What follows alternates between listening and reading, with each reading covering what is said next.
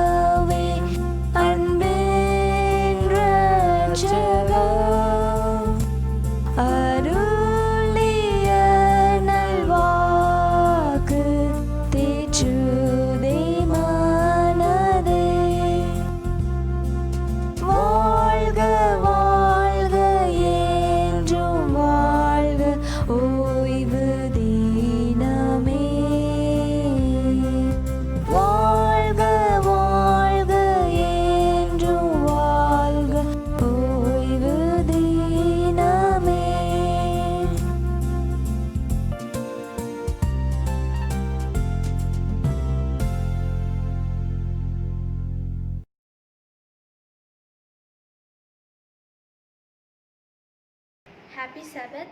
இன்று வேத வாசிப்பாக எடுத்துக்கொண்ட வேத பகுதி சங்கீதம் 42 1 முதல் கடைசி வரை வாசிக்க கேட்போம். மானானது நீரோடைகளை வாஞ்சித்து கதர்வது போல தேவனே என் ஆத்துமா உம்மை வாஞ்சித்து கதறுகிறது. என் ஆத்துமா தேவன் மேல், ஜீவனுள்ள தேவன் மேலேயே தாகமாயிருக்கிறது. நான் எப்பொழுதும் தேவனுடைய சந்நிதியில் வந்து நிற்பேன். உன் தேவன் எங்கே என்று அவர்கள் நாள்தோறும் என்னிடத்தில் சொல்கிறபடியால் இரவும் பகலும் என் கண்ணீரே எனக்கு உணவாயிற்று. முன்னே நான் பண்டிகையை ஆசிரிக்கிற ஜனங்களோடே கூட நடந்து கூட்டத்தின் கழிவும் துதியுமான சத்தத்தோடு தேவ ஆலயத்திற்கு போய் வருவேனே. இவைகளை நான் நினைக்கும் போது என் உள்ளம் எனக்குள்ளே உருகுகிறது. என் ஆத்துமாவே, நீ ஏன் கலங்குகிறாய்? ஏன் எனக்குள் திகைக்கிறாய்? தேவனை நோக்கி காத்திரு. அவர் சமூகத்து ரட்சிப்பின் நிமித்தம் நான் இன்னும் அவரை துதிப்பேன். என் தேவனே, என் ஆத்துமா எனக்குள் கலங்குகிறது. ஆகையால் யோர்தான் தேசத்திலும் ஏர்மோன் மலைகளிலும் சிறு மலையிலும் இருந்து உம்மை நினைக்கிறேன். உமது மதகுகளின் இறைச்சலால் ஆழத்தை ஆழம் கூப்பிடுகிறது. உமது அலைகளும் திரைகளும் எல்லாம் என்மேல் புரண்டு போகிறது. ஆகிலும் கர்த்தர் பகற்காலத்திலேயே தமது கிருபைகளை கட்டளையிடுகிறார். ராக்காலத்திலே அவரை பாடும் பாட்டு என் வாயில் இருக்கிறது. என் ஜீவனுடைய தேவனை நோக்கி விண்ணப்பம் செய்கிறேன். நான் என் கண்மலையாகிய தேவனை நோக்கி ஏன் என்னை மறந்தேன்? சத்ருவினால் ஒடுக்கப்பட்டு நான் ஏன் துக்கத்துடனே திரிய வேண்டும் என்று சொல்கிறேன். உன் தேவன் எங்கே என்று அவர் என் சத்துருக்கள் நாள்தோறும் என்னோடே சொல்லி என்னை நிந்திப்பது என் எலும்புகளை உருவம் குத்துகிறது போல இருக்கிறது. என் ஆத்துமாவே, நீ ஏன் கலங்குகிறாய்? ஏன் எனக்குள் திகைக்கிறாய்? தேவனை நோக்கி காத்திரு. என் முகத்திற்கு ரட்சிப்பும் என் தேவனுமாய் இருக்கிறவரை நான் இன்னும் துதிப்பேன். வாசித்த வசனங்களை தேவன் தாமே ஆசீர்வதிப்பாராக. ஆமென்.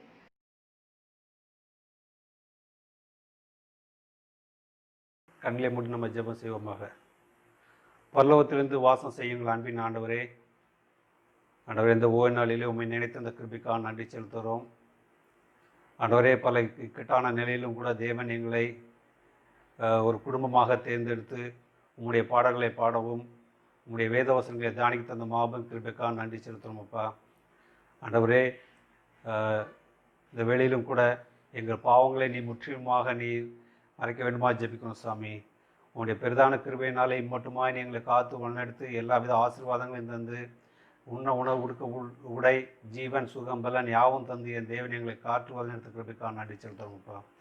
ஆண்டவரே, இந்த வேளையிலும் கூட இந்த நிகழ்ச்சிகளை ஆண்டவரை கேட்க போகிற ஒவ்வொரு பிள்ளைகளுக்காக உமக்கு உங்களுடைய சமூகத்தில் இருக்கிறோம் சாமி. அவங்களை ஆசீர்வதிங்க, பலப்படுத்துங்க.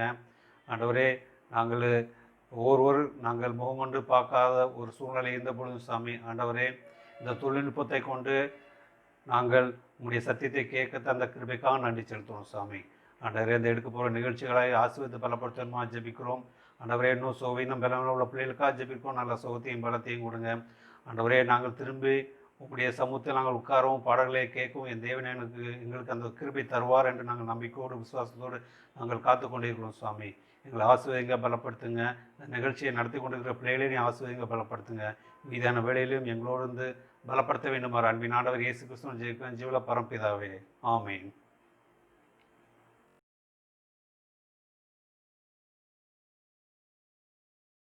கர்த்தருடைய பரிசுத்த நாமம் மகிமைப்படுவதாக. உங்கள் அனைவருக்கும் என்னுடைய ஓய்வு நாள் நல்வாழ்த்துக்களை நான் தெரிவித்துக் கொள்கிறேன். இந்த நாளும் எனக்கு தந்த இந்த வாய்ப்பிற்காய் நான் தேவனுக்கு முதலாவது நன்றிகளையும் ஸ்தோத்திரங்களையும் ஏறெடுக்கிறேன். அயல் நாடுகளில் நடக்கக்கூடிய நம்முடைய செய்திகளை பற்றி நாம் இப்போது படிக்க போகிறோம். இந்த பகுதியானது அயர்லாந்து என்கிற தேசத்திலிருந்து வந்திருக்கிறது. இது 11வது வாரம். நம்ம படிக்க இந்த பாடத்தினுடைய தலைப்பு என்ன என்று பார்த்தீர்கள்னா, ஏன் பாடுகள். 2 வருடங்கள் கழித்து என் அம்மா மரித்தார், என்னால் அதை புரிந்து கொள்ள முடியவில்லை.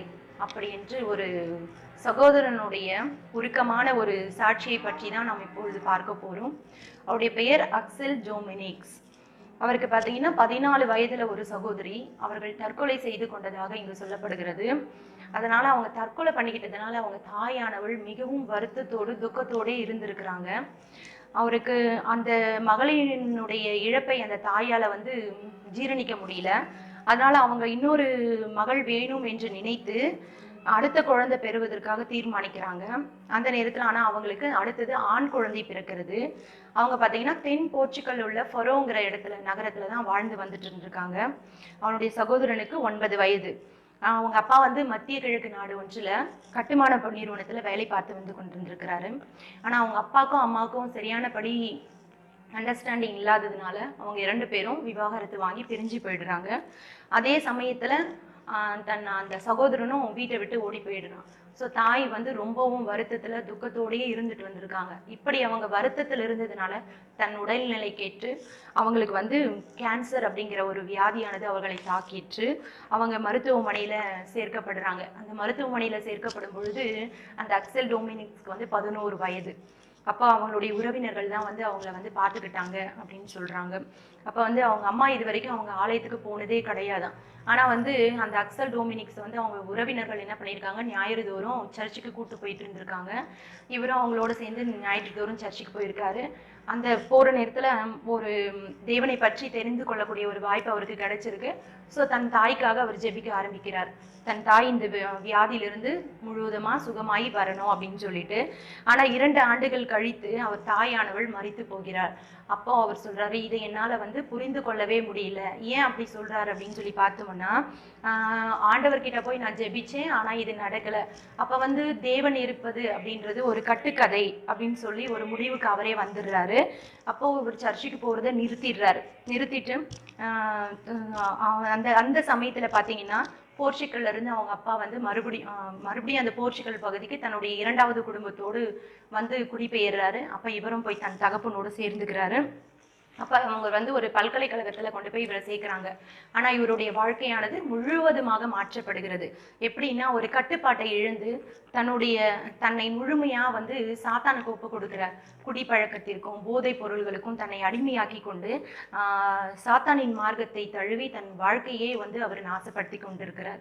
அப்போ பார்த்தீங்கன்னா அவரோடு பல ஆவிகள் வந்து தன்கிட்ட வந்து தன் கண்ணுக்கு புலப்படுறதெல்லாம் அவர் வந்து பார்த்துருக்காரு.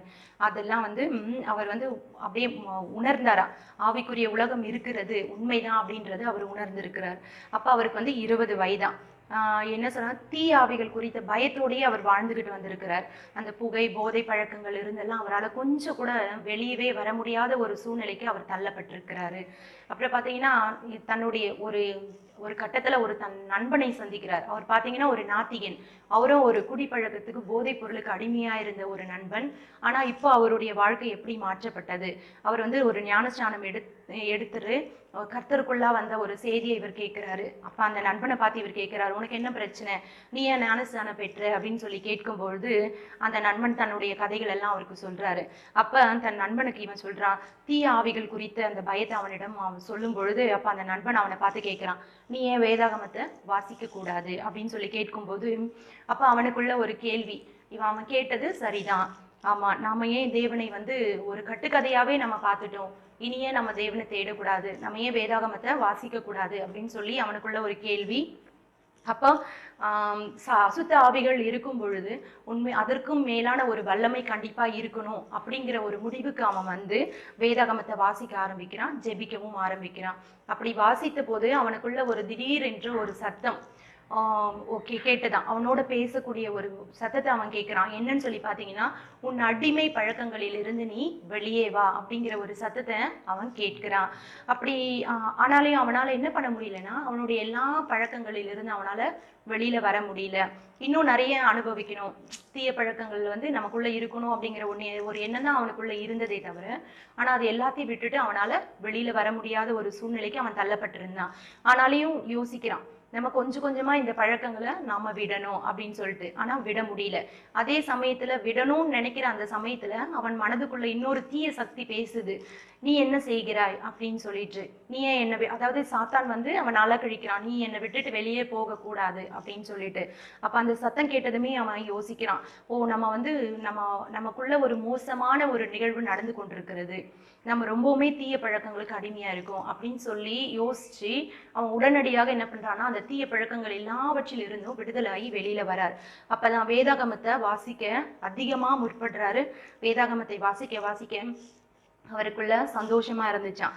அப்பதான் யோசிக்கிறார், மனிதர்கள் விழுந்தாலும் தேவன் ஆனவர் நம்மளை என்ன பண்றது இல்லைங்க, ஒரு பொழுதும் கைவிடுறது இல்லை அப்படிங்கிறத அவரு உணர ஆரம்பிச்சார். அவருடைய ரட்சிப்பின் திட்டத்துக்கு கண்டிப்பா என்ன பண்ணும், ஆண்டவர் நம்மளை தேர்ந்தெடுக்கிறாரு அப்படிங்கிற ஒரு முடிவுக்கு வந்தார். இஸ்ரவேலை குறித்த தேவனுடைய தீர்க்க தரிசனங்கள் எல்லாம் எப்படி நிறைவேற்றி இருக்காரு ஆண்டவர் அப்படிங்கிறதெல்லாம் அவர் புரிஞ்சுக்கிட்டு வேதத்தை அதிகமா தேட ஆரம்பிச்சாரு. வேதாகமம் வந்து ஒரு புனைக்கதை அல்ல, அது ஒரு உண்மை அப்படிங்கிறத உணர ஆரம்பிச்சாரு. மாதங்கள் கடந்தன. படித்து முடித்து அயர்லாந்துல உள்ள ஒரு டூப்ளிகேட் மென்பொருள் பணியாளராக அவர் வேலைக்கு சேர்ந்தாரு. எப்படி முன்பு நாத்திகனாக இருந்த தன் நண்பன் வந்து என்ன பண்ணாருன்னா, ஒரு பாவத்தின் தோற்றம் அப்படிங்கிற ஒரு செய்தியை யூடியூப்ல அனுப்பியிருக்காரு. அதை பார்த்தீங்கன்னா ஒரு செவன்த் டே போதகரால் எடுக்கப்பட்ட ஒரு ஊழியம். அந்த பிரசங்கத்தை அவர் கேட்குறாரு. அது ரொம்பவும் அவருக்கு பிடிச்சிருந்தது. ஆனால் அந்த பிரசங்கத்தில் வந்து அதிகமாக சனிக்கிழமை ஓய்வு நாளை பற்றி சொன்னதுனால அவரால் அதை ஏற்றுக்கொள்ள முடியலை. அதை நிராகரிக்க ஆரம்பித்தார். சனிக்கிழமை தான் ஓய்வு நாள் அப்படிங்கிறது எப்படி சாத்தியம் அப்படிங்கிறது அவர், ஏன்னா உலகமே ஞாயிற்றுக்கிழமை தான் ஆலயத்துக்கு போகுது, இது இன்னும் புதுசாக இருக்குது, சனிக்கிழமை தான் வந்து ஓய்வு நாள், அன்னைக்கு தான் நம்ம ஆலயத்துக்கு போகணும் அப்படிங்கிறது. ஆனால் என்ன பண்ணாருன்னா, அந்த பிரசங்கம் அவர் மனதில் அப்படியே ஓடிக்கிட்டே இருந்துச்சான். என்ன இதுக்கான பதில் நம்ம தேடணும் அப்படின்னு. அப்போ சனிக்கிழமை அப்படின்னா போர்ச்சுகீஸ் மொழியில் வந்து சபேடா, அதாவது ஓய்வு நாள் என்று பெயராம். ஸோ கிறிஸ்தவர்கள் எல்லாமே ஞாயிற்றுக்கிழமை ஆராதனை செய்வதற்கு வேதாகமத்தில் விளக்கம் இருக்கணும் அப்படின்னு சொல்லி நினச்சி அவர் வேதாகமத்தை தேட ஆரம்பிச்சாராம். ஆனால் அதில் பார்த்தீங்கன்னா அந்த மாதிரி ஒரு விளக்கமே இல்லை.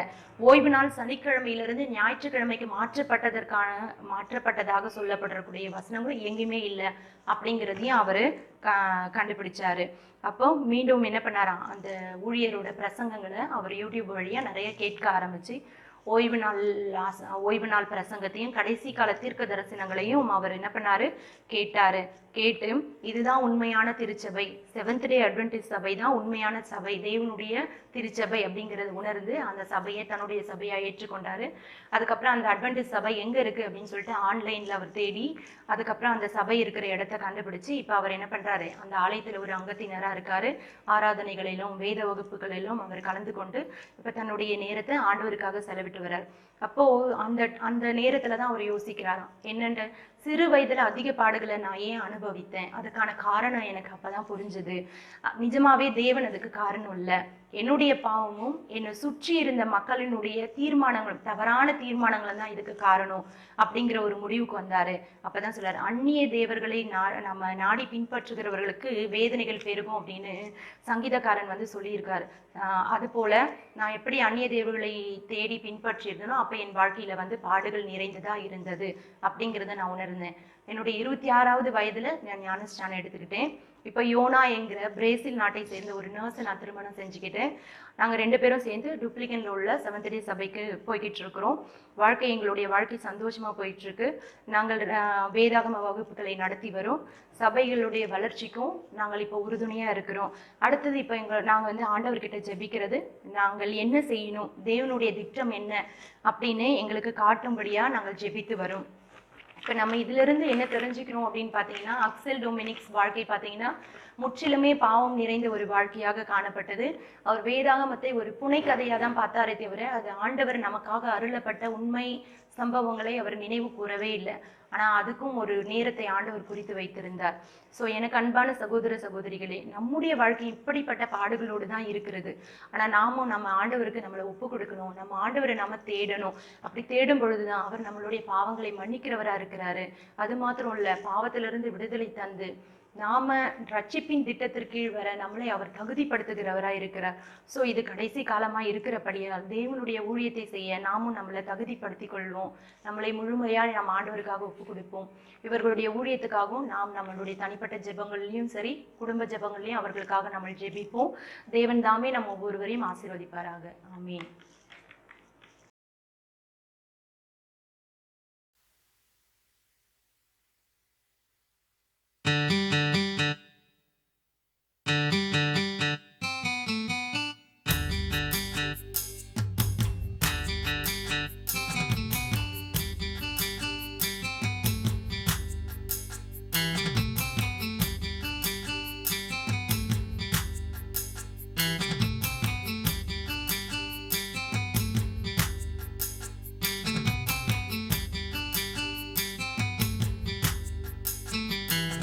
எனக்காய் இத்தனை கிருபை, என்மேல் அளவற்ற கிருபை.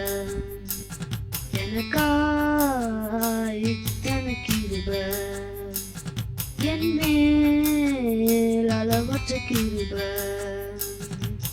என்னை விட எத்தனை பேர் தகுதியாக இருந்தும் என்னை மட்டும் கிருபை என்று தேடி வந்தது.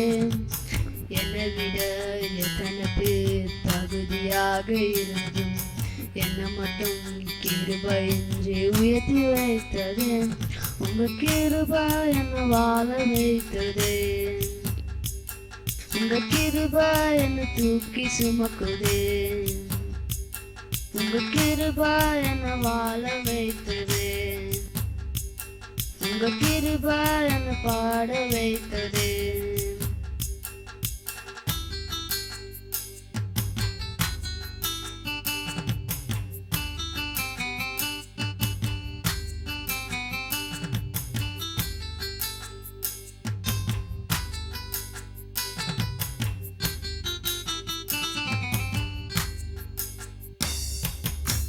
பயனற்ற நிலத்தை போல மறக்கப்பட்டவன் நான், அறுவடை காணாமல் தனிந்து போனவன் நான். பயனற்ற நிலத்தை போல மறக்கப்பட்டவன் நான், அறுவடை காணாமல் தனிந்து போனவன் நான்.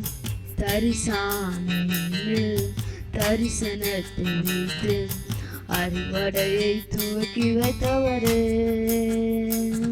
உங்க கிருபை என்னை வாழ வைத்தது. உங்க கிருபை என்னை தூக்கி சுமக்குது. உங்க கிருபை என்னை வாழ வைத்தது. உங்க கிருபை என்னை பாட வைத்தது.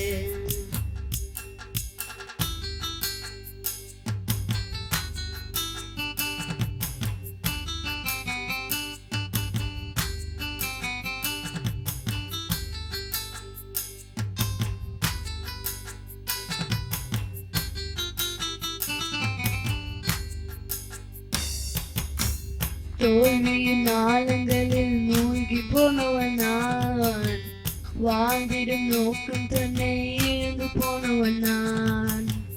தோல்வியின் நாளங்களில் மூழ்கி போனவன் நான், வாழ்ந்திடும் நோக்கம் தன்னை இழந்து போனவன் நான். அற்பமான என்னை அற்புதமாய் மாற்றி அற்புதங்கள் செய்ய வச்சவரே. உங்க கிருபை என்னை வாழ வைத்தது.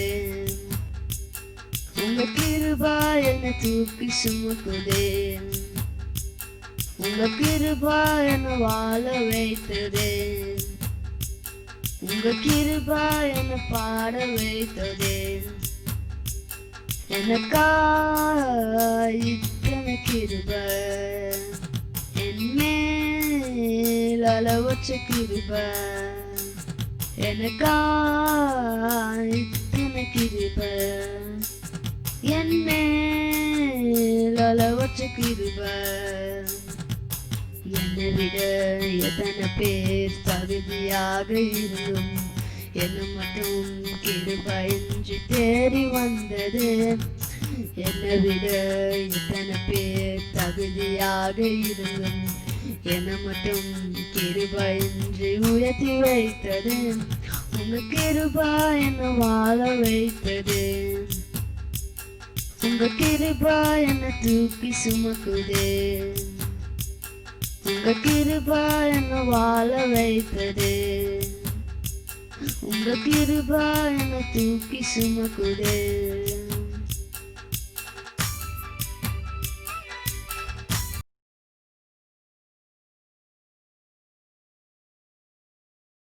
எல்லோருக்கும் ஓய்வு நாள் வாழ்த்துக்கள். இன்று நான் இயற்கை செய்தியாக எடுத்துக்கொண்ட தலைப்பானது மூங்கில் அரிசி, பேம்போ ரைஸ். இந்த அரிசி பெரும்பாலும் யாருக்குமே தெரியாது. ஏன்னு சொன்னாக்கா இந்த அரிசி 60 வருஷத்துக்கு ஒரு முறை தான் அறுவடை செய்கிறாங்க. இந்த அரிசி சந்தையில் எவ்வளோன்னு கேட்டாக்கா 1 கிலோ 600 ரூபாய்க்கு தருவாங்களாம்.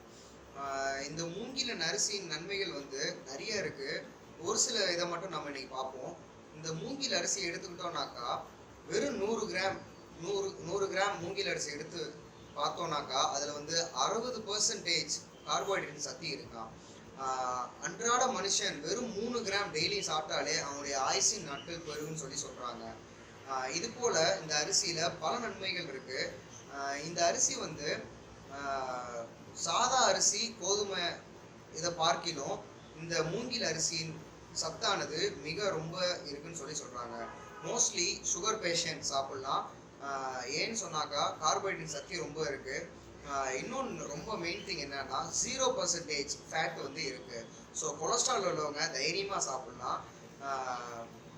இன்னும் நிறைய பார்த்தோம் அப்படின்னாக்கா பாதி பேர்த்துக்கு நெக் பெயின் உள்ளவங்க, ஜாயிண்ட் பெயின் உள்ளவங்க, பேக் போன் பெயின் உள்ளவங்க இதை வந்து நீங்கள் சாப்பிட்லாம். இதை நீங்கள் சாப்பிட்டீங்கனாலே உங்களுடைய ஆயுசு நாட்கள் பெருகும், வலியும் குறையுமா. பொதுவாக மூங்கில் எடுத்துக்கிட்டாலே எல்லாத்துக்கும் ஞாபகம் வருது குச்சி, பெரம்பு, அதான் ஞாபகம் வரும். ஸோ வெறும் மூங்கில் நம்ம எடுத்துக்கிட்டாலே குச்சை வச்சு அவ்வளோ யூஸ்ஃபுல் திங்ஸ் செய்கிறாங்க. அதில் ஒன்று தான் இந்த மூங்கில் அரிசி.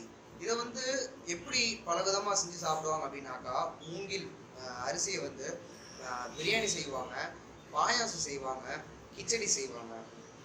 ஸோ இந்த சிறிய மூங்கில் அரிசி வந்து எவ்வளோ பயனுள்ளதாக இருக்குன்றதை நம்ம தெரிஞ்சுக்கிட்டோம். அதுபோல் நாமும் பயனுள்ளதாக இருப்போம். கிறிஸ்துவுக்குள் வாழ்வோம். நன்றி.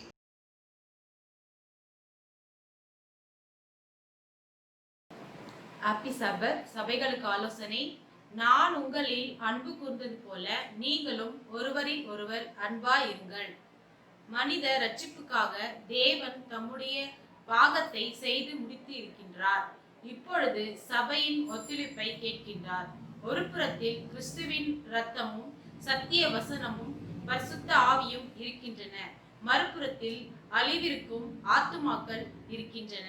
பரலோகம் ஏற்படுத்தியிருக்கிற ஆசீர்வாதங்களை மனுஷர் ஏற்றுக்கொள்ளும்படி செய்வதில் கிறிஸ்துவின் பின்னடியார் ஒவ்வொருவருக்கும் ஒரு பங்கு உண்டு. இந்த வேலையை நாம் செய்திருக்கிறோமாவென்று ஒவ்வொருவரும் நம்மை ஆராய்ந்து பார்ப்போமாக. நமது ஜீவியத்தில் உள்ள நோக்கங்களையும் ஒவ்வொரு கிரியையிலும் சீர்தூக்கி பார்ப்போமாக. மனதின் நினைவு மண்டபத்தில் இன்பமற்ற பல சித்திரங்கள் தொங்குகின்றனல்லவா? இயேசுவின் மன்னிப்பு உனக்கு அடிக்கடி தேவைப்பட்டதல்லவா?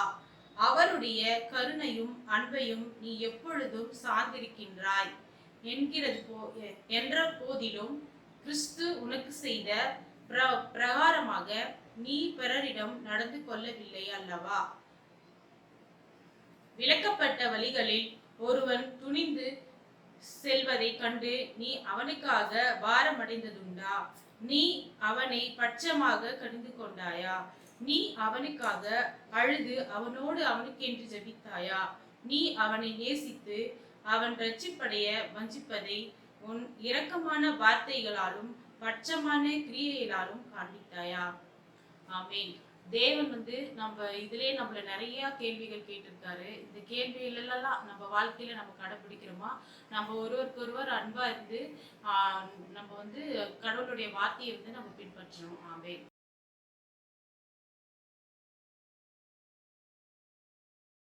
இப்பொழுது நாம் ஓய்வுநாள் பள்ளி பாடம் படித்து போகிறோம்.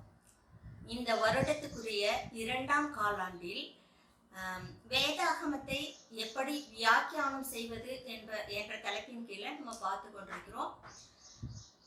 இந்த வாரத்தில் 11வது வாரம். இந்த 11வது வாரத்துக்குரிய தலைப்பு என்னவென்றால் வேதாகமும் தீர்க்க தரிசனமும்.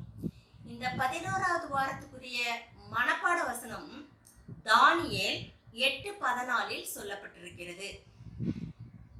அது 8:14 இவ்வாறாக சொல்லுகிறது: அவன் என்னை நோக்கி 2300 ராப்பகல் செல்லும் வரைக்கும் இருக்கும், பின்பு பரிசுத்த ஸ்தலம் சுத்திகரிக்கப்படும் என்று சொல்லப்பட்டிருக்கிறது.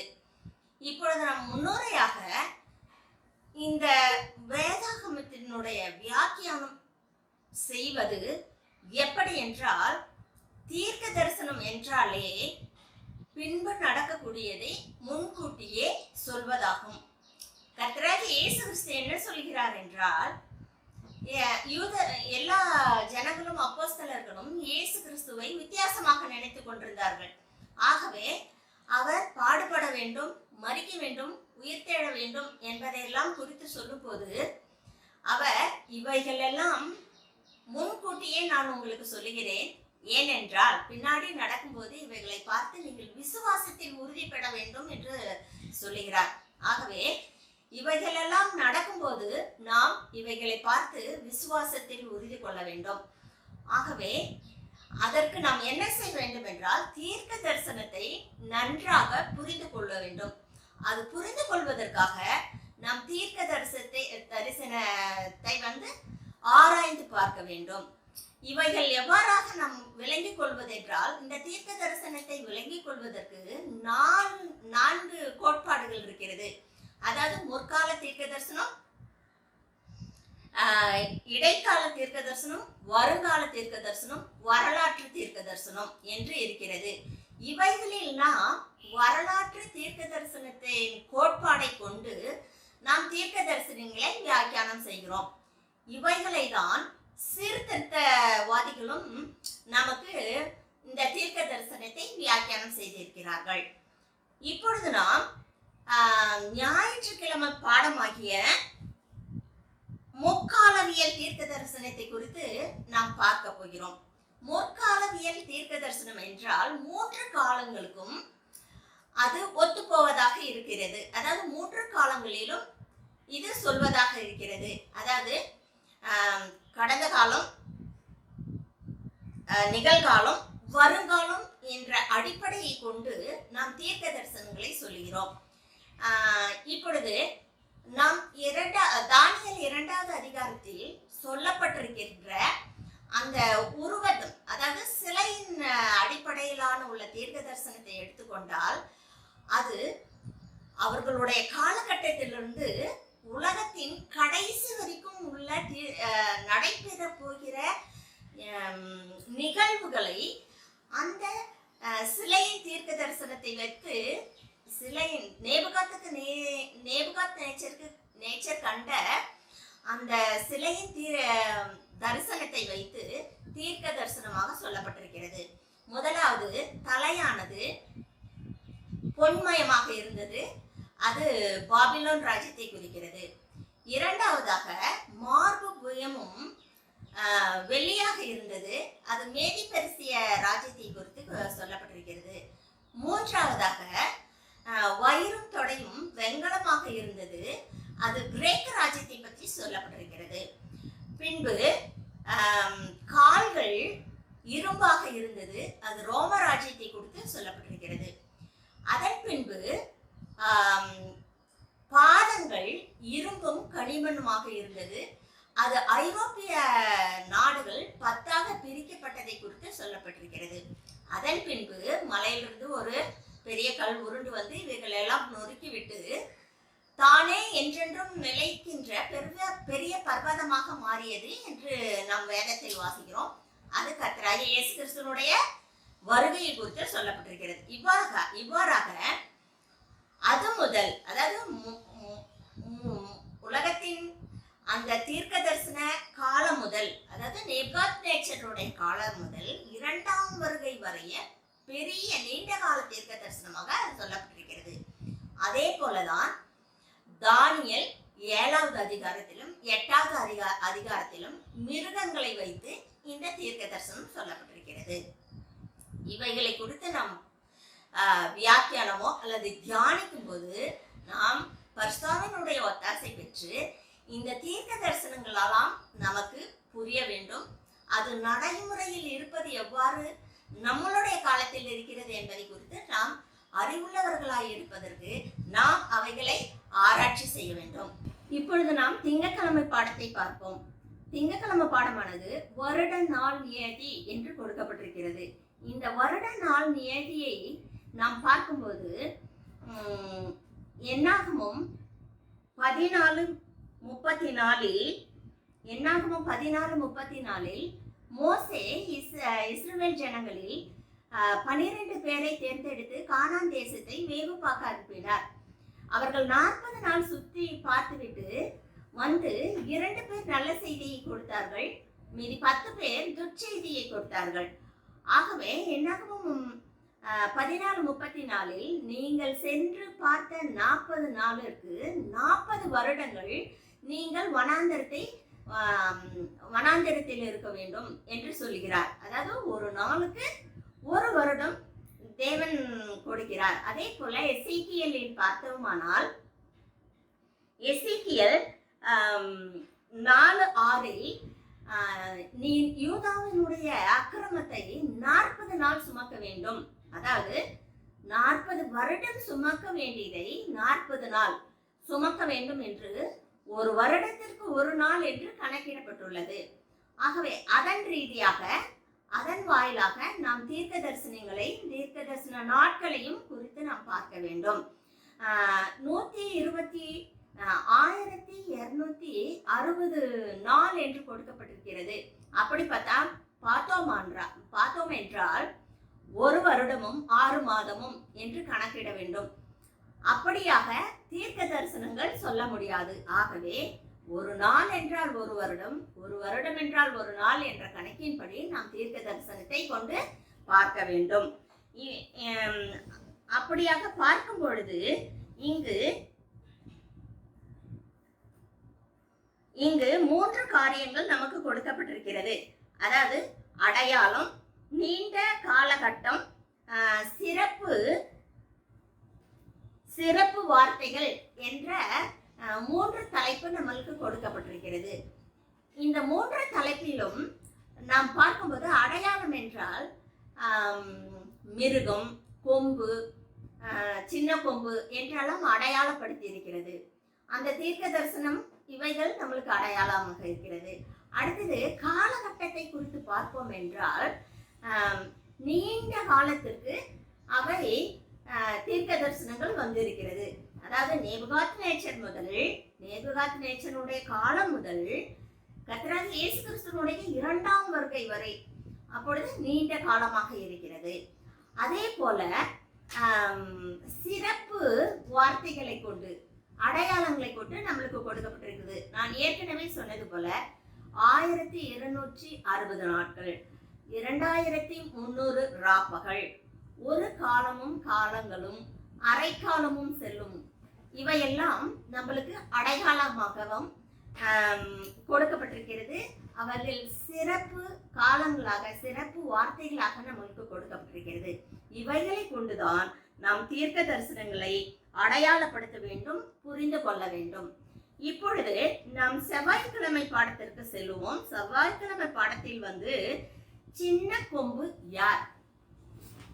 இதை நாம் பார்க்கும்போது சின்ன கொம்பு யார் என்பது நம்மளுக்கு ஏற்கனவே நம்மளுடைய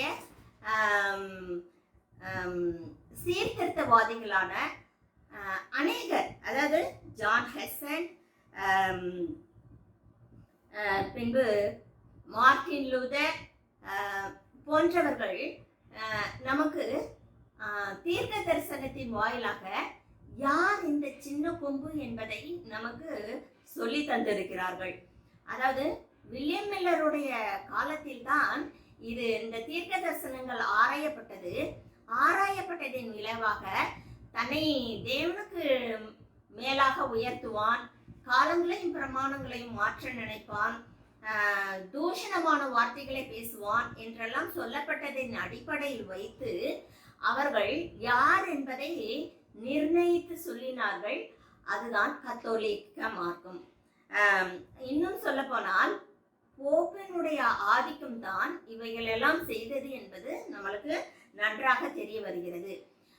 இன்னும் பார்ப்போம் என்றால் தானியேல் 7வது அதிகாரம் 8வது அதிகாரத்தில் ஒரு 7 காரியங்கள் இவர்களுக்காக சொல்லப்பட்டிருக்கிறது. முதலாவது காரியம், 2 அதிகாரத்திலுமே கொம்பு என்ற வார்த்தை உபயோகிக்கப்பட்டிருக்கிறது. அந்த கொம்பு என்பது கத்தோலிக்க மார்க்கத்தை குறிக்கிறது. இரண்டாவதாக அது இரண்டுமே உபத்திரவப்படுத்தப்படும், அதாவது கிறிஸ்தவர்களை உபத்திரப்படுத்தினார்கள், அதை உபத்திரவப்படுத்துவார்கள். மூன்றாவது தேவ தூஷணம் பேசியது என்று சொல்லப்பட்டிருக்கிறது. தேவ மக்களை அவர்கள் குறிவைத்தார்கள் என்று சொல்லப்பட்டிருக்கிறது. ஐந்தாவதாக இவைகளுக்கு தீர்க்க தரிசன காலம் உண்டு உண்டு என்று சொல்லப்பட்டிருக்கிறது. அதாவது 1260 வருஷம் அவர்கள் கிறிஸ்தவர்களை துன்பப்படுத்தினார்கள். அவை கொடுக்கப்பட்டிருக்கிறது. ஆறாவதாக இது முடிவு காலம் மட்டும் இருக்கும். கர்த்தராகிய இயேசு கிறிஸ்துவனுடைய 2ஆம் வருகை மட்டும் இது இருக்கும் என்று சொல்லப்பட்டிருக்கிறது. 7வது விதத்தை பார்க்கும்போது இவர்களுடைய அழிவு வித்தியாசமாக இருக்கும் என்று சொல்லப்பட்டிருக்கிறது இந்த 2 அதிகாரத்திலும். ஆகவே நான் இது எல்லா காலகட்டத்திலையும் வந்தது. அதாவது கிபி 538 முதல் 1798 வரை, கிபி 1798 வரை இதனுடைய ஆதிக்கம் அரசியல் மத வல்லமை கொண்டு இருந்ததாக இருந்தது. இவையெல்லாம் குறிப்பிடப்படும் போது இவை கட்டாயமாக போப்பு மார்க்கத்தை கொண்ட கத்தோலிக்க மார்க்கம் என்பது நம்மளுக்கு தெளிவாக புலப்படுகிறது. அது மாற்றமல்ல, இவர்கள் 2ஆம் கற்பனையை மாற்றினார்கள், ஓய்வு நாளை மாற்றினார்கள், காலங்களையும் பிரமாணங்களையும் மாற்றினார்கள். அதாவது இப்பொழுது நாம் வேதாகமத்தில் சிருஷ்டிப்பின் காலத்தில் ஒரு நாள் என்பது சாயந்தரமும் விடிய காலமுமாகி 1ஆம் நாள் ஆயிற்று. அப்படியாகத்தான் கொடுக்கப்பட்டிருக்கிறது. ஆனால் இன்றைக்கு நாம் இரவு 12 மணி முதல் அடுத்த நாள் இரவு 12 மணி வரை ஒரு நாள் என்று கணக்கிடுகிறோம். ஆகவே இவை எல்லாவற்றையும் செய்தது போப்பு மார்க்கம் என்பதனால் இதில் எந்தவித அச்சமும் இல்லை. அந்த சின்ன கொம்பு என்பது போப்பு மார்க்கத்தை குறிக்கிறது என்பதில் எந்த அச்சமும் இல்லை. இப்பொழுது நாம் புதன்கிழமை பாடத்தை பார்ப்போம். புதன்கிழமை பாடத்தில் நியாய விசாரணை, அதாவது நியாய தீர்ப்பு, இதை நாம் அட்வென்டிஸ்ட் மக்களாகிய நாம் நுட்ப நியாய விசாரணை என்று சொல்கிறோம். இது 2ஆம் வருகைக்கு முன்பாக நடக்கக்கூடிய ஒரு சம்பவம். மார்ட்டின் லூதர் மாபெரும் ஏமாற்றத்திற்கு பிறகு கண்டுபிடிக்கப்பட்டது. இது கணக்கிடப்பட்டு கண்டுபிடிக்கப்பட்டது. அதாவது நம்ம ஏற்கனவே இந்த 7வது அதிகாரத்திலும் 8வது அதிகாரத்திலும் அந்த மிருகங்களின் அடிப்படையில் நாம் பார்த்தோம். அந்த மிருகங்களின் அடிப்படையில் பார்த்ததில் அது என்ன சொல்லப்படுகிறது என்றால் 2300 ராப்பகல் செல்லும். அப்பொழுது பரிசுத்த ஸ்தலம் சுத்திகரிக்கப்படும். இதுதான். இதை கொண்டு அர்தசஷ்டா என்ற மன்னன் கிமு 457வது வருடம் எருசலேம் தேவாலயத்தை எடுப்பித்து கட்டுவதற்காக சட்டத்தை சட்டமாக்குகிறார். அதிலிருந்து கணக்கிடப்பட்டால் 1844 வரை அது வருகிறது. அதற்கு இடையில் இங்கு 70 வார தீர்க்க தரிசனம் என்று ஒன்று இருக்கிறது. அந்த 70 வார தீர்க்க தரிசனமும் இந்த 2300 ராப்பகலின் தீர்க்க தரிசனமும் ஒரு தீர்க்க தரிசனத்தின் 2 பகுதிகளாக நாம் இங்கு பார்க்கிறோம். ஆகவே இந்த 70 வார தீர்க்க தரிசனமும் 2300 ராப்பகல் என்ற தீர்க்க தரிசனமும் ஒரு தீர்க்க தரிசனத்தின் 2 பகுதிகளாக இங்கு கொடுக்கப்பட்டிருக்கிறது. அது மாத்திரமல்ல, இங்கு 1798ஆம் வருடத்திலிருந்து இவை ஆரம்பிக்கப்பட்டதாக இங்கு கணக்கிடப்பட்டிருக்கிறது. ஆகவே கர்த்தராகிய இயேசு கிறிஸ்து 2ஆம் வருகையாக 1844 அக்டோபர் 22ஆம் தேதி உலகத்துக்கு வருவார் என்ற அந்த கணிப்பு அவர் பரலோகத்தில் பிதாவுக்கு முன்பாக எல்லா மனிதர்களுக்காகவும் பரிந்து பேசுதலின் காரியத்திற்காக அவர் பிதாவுக்கு முன்பாக சென்றார். அதாவது பரலோக ராஜ்யத்தின் நுட்ப நியாய விசாரணை ஆரம்பிக்கப்பட்டது என்பது எல்லோருக்கும் தெரிய வந்தது மில்லருடைய இந்த கணக்கீட்டின்படி. எனவே இந்த நுட்ப நியாய விசாரணை ஆரம்பித்து ஆகிவிட்டது 1844. அடுத்ததாக நாம் வியாழக்கிழமை பாடமாகிய நிழலியல் தீர்க்க தரிசனம் என்பதை பற்றி நாம் பார்க்க போகிறோம். அதாவது இங்கு நிழல் நிஜம் என்ற இரண்டின் அடிப்படையில் இந்த பாடத்தை நாம் பார்க்க போகிறோம். எப்படி என்றால் இங்கு ஒரு 5 வசனம் நமக்கு கொடுக்கப்பட்டிருக்கிறது. இந்த 5 வசனத்தின் கோட்பாடுபடி மத்தேயு 12:40 யோனா 3 நாள் மீனின் வயிற்றில் இருந்தார், அதே போல் மனுஷகுமாரன் 3 நாள் பூமியின் இருதயத்தில் இருப்பார் என்று சொல்லப்பட்டிருக்கிறது.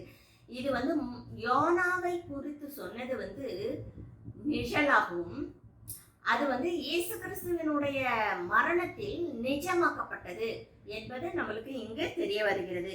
அதே போல் சர்ப்பமானது வனாந்தரத்தில் உயர்த்தி வைக்கப்பட்டது. வெண்கல சர்ப்பம், இந்த கொல்லிவார் சர்ப்பத்தினுடைய சாபத்தை நீக்குவதற்காக வெண்கல சர்ப்பம் மோசேயினால் வனாந்தரத்தில் உயர்த்தி வைக்கப்பட்டது. அதே போல் கர்த்தராகிய இயேசு கிறிஸ்து உயர்த்தப்படுவார் என்று சொல்லப்பட்டிருக்கிறது. இதனுடைய இது மோசே அன்றைக்கு உயர்த்தி வைத்தது வெண்கல சர்ப்பம் நிழல். கர்த்தராகிய இயேசு கிறிஸ்து மரணத்தின் மூலமாக சிலுவையில் அறைந்து உயர்த்தி வைக்கப்பட்டது, அது நிஜமாக கருதப்படுகிறது. ஆகவே இவ்வாறாக ஒவ்வொரு தீர்க்க தரிசனமும் முன்னாடி செய்தது நம்மளுக்கு பின்னாடி நிறைவேறுகிறது. அதே போல் யோவான் ஸ்நானகன் இயேசு கிறிஸ்து ஞானஸ்நானம் எடுக்க வரும்போது, இதோ உலகத்தின் பாவத்தை சுமந்து தீர்க்கிற தேவாட்டுக்குட்டி என்றார். இது இயேசு கிறிஸ்துனுடைய சிலுவை மரணத்தில் நிறைவேறியது. அது மாத்திரமல்ல, ஒரு எலும்பும் முறிக்கப்படாது என்பது கர்த்தராகிய இயேசு கிறிஸ்துவினுடைய மரணத்தில் நிறைவேறியது. அவருடைய எலும்புகள் ஒன்றும் முறிக்கப்படவில்லை. ஆகவே இந்த நிழலின் தீர்க்க தரிசனமானது நிஜமாகிய காரியத்தை நாம் வேதாகமத்தின் மூலமாக கண்டுகொண்டோம். இப்பொழுது பார்க்கும்போது எல்லா தீர்க்க தரிசனங்களும் கர்த்தராகிய இயேசு கிறிஸ்துவை மையமாக கொண்டு இங்கே நிறைவேறியது. இப்பொழுது நம் வெள்ளிக்கிழமை பாடத்தில் எவ்வாறாக பரலோக நியாய தீர்ப்பு இருக்கிறது என்று பார்ப்போமானால், இங்கு கொடுக்கப்பட்ட அட்டவணையை பார்க்கும்போது முதலாவது 7வது அதிகாரத்தில்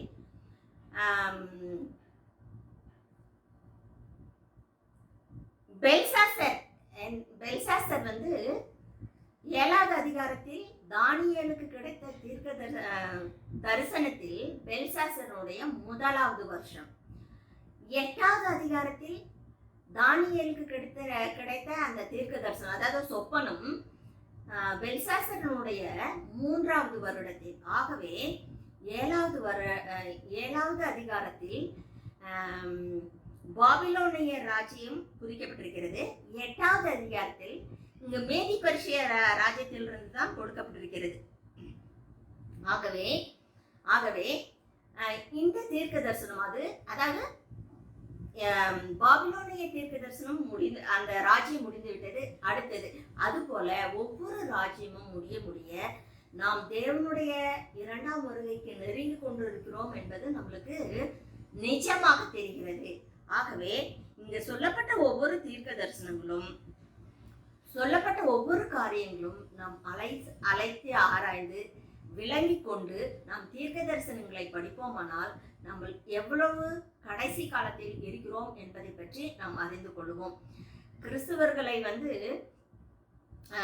ரோமர், அதாவது இந்த கத்தோலிக்க ஆட்சியில் 1260 வருடங்களாக உபத்திரவப்படுத்தினார்கள். குறைந்தது 15 கோடி கிறிஸ்தவர்களை அவர்கள் துன்பப்படுத்தி அழித்தார்கள். அதுபோல நம்மளுடைய உபத்திரவ காலம் மிகவும் நெருங்கி கொண்டிருக்கிறது என்பதை நாம் இந்த தீர்க்க தரிசனத்தின் வாயிலாக அறிந்து கொண்டிருக்கிறோம். அதற்கு நாம் ஆயத்தப்பட வேண்டும். நாம் முழுமையாக இந்த தீர்க்க தரிசனத்தை புரிந்து கொண்டால்தான் நம் கடைசி காலத்தில் வருகிற உபத்திரவத்திற்கு நாம் ஆயத்தப்பட முடியும். ஆகவே இந்த தீர்க்க தரிசனங்களை பரிசுத்தாவினுடைய ஒத்தாசை கொண்டு நாம் படித்து ஆராய்ந்து மற்றவர்களுக்கு அதை நாம் கற்றுக் கொடுத்து அவர்களையும் தேவனுடைய ராஜ்யத்துக்கு நாம் ஆயத்தப்படுத்துவோம். அப்படிப்பட்டதான மேலான ஆசீர்வாதத்தை தேவன் நமக்கு தருவராக. இவை அனைத்திற்கும் மேலாக நாம் கர்த்தராகிய இயேசு கிறிஸ்துவிடத்தில் அண்டி சேருவோம், அவருடைய ஆசீர்வாதத்தை பெறுவோம். நாம் மரித்தாலும் உயிர் தெழுவோம் என்ற நம்பிக்கையில் நாம் வாழ வேண்டும். அப்படி உயிரோடு இருக்கும்பொழுது அந்த உபத்திரவங்களை சகித்துக் கொள்வதற்காக தேவனுடைய ஒத்தாசை நம்மளுக்கு வேண்டும் என்பதற்காகவும் நாம் தேவனிடத்தில் மன்றாடுவோம். இந்த ஆசீர்வாதத்தை தேவன் நம்மளுக்கு தருவார். எல்லாவற்றுக்கும் மேலாக நாம் பரலோகத்தில் சேர வேண்டும் என்பதே நம்மளுடைய மேலான நோக்கமாக இருக்கிறது. நாமும் நமது குடும்பமும் நமது சபையும் இதற்கு ஆயத்தப்படுவோம். ஆமென்.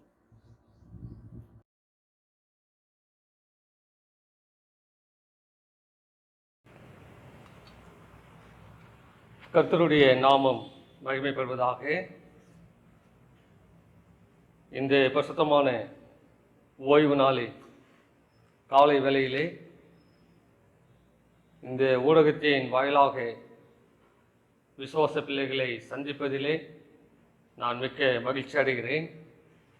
உங்கள் யாவருக்கும் என்னுடைய ஓய்வு நாள் வாழ்த்துக்களை தெரிவிப்பதில் நான் மிக்க மகிழ்ச்சி அடைகிறேன். கடந்த நாட்கள் முழுவதுமாக நம்மை கண்மணி போல பாதுகாத்து வழிநடத்தி வந்த தேவனுக்கு நாம் ஸ்தோத்திரங்களையும் நன்றிகளையும் நாம் ஏறெடுப்போம். இந்த நாளின் செய்திக்கு முன்பதாக ஒரு கணம் தலைகளை தாழ்த்தி நாம் செபிப்போம். எங்களை நேசிக்கிற நல்லாண்டவரே, இந்த பரிசுத்தமான இந்த நேரத்திலே பரிசுத்த தெய்வம் நீர் பேசும், நாங்கள் கேட்கிறோம்.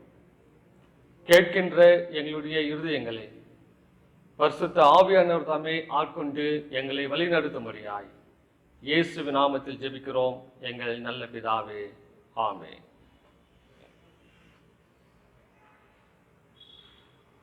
இன்றைக்கு உலகத்தை நாம் கண்நோக்கி பார்க்கின்ற பொழுது ஒரு பெரிய இக்கட்டான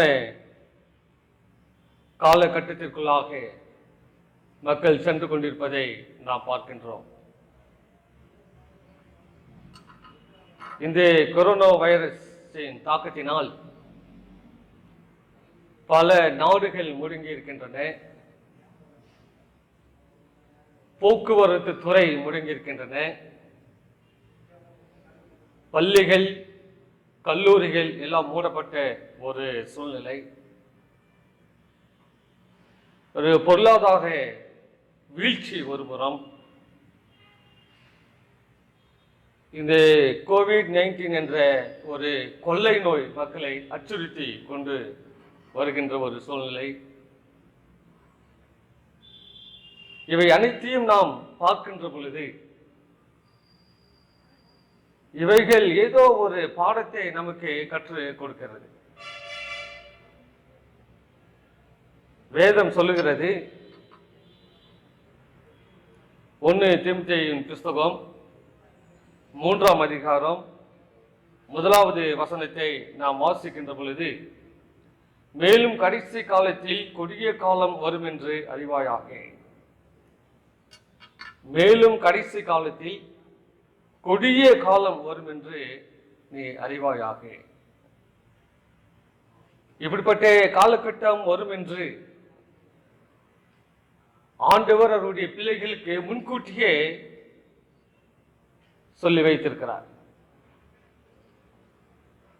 ஆக இந்த கொரோனா வைரஸ் அதன் தாக்கத்தினால் வருகின்ற ஒவ்வொரு காரியங்கள், ஒவ்வொரு அடையாளமும் நமக்கு அநேக பாடங்களை அது கற்றுக் கொடுக்கிறது. ஆக இந்த அடையாளங்கள் எல்லாம் பார்க்கின்ற பொழுது நானும் நீங்களும் அறிந்து கொள்ளக்கூடிய ஒரு காரியம் என்னவென்று சொன்னால், மத்தேயு 24ஆம் அதிகாரம் 32, 33 வசனங்களை நாம் வாசிக்கின்ற பொழுது,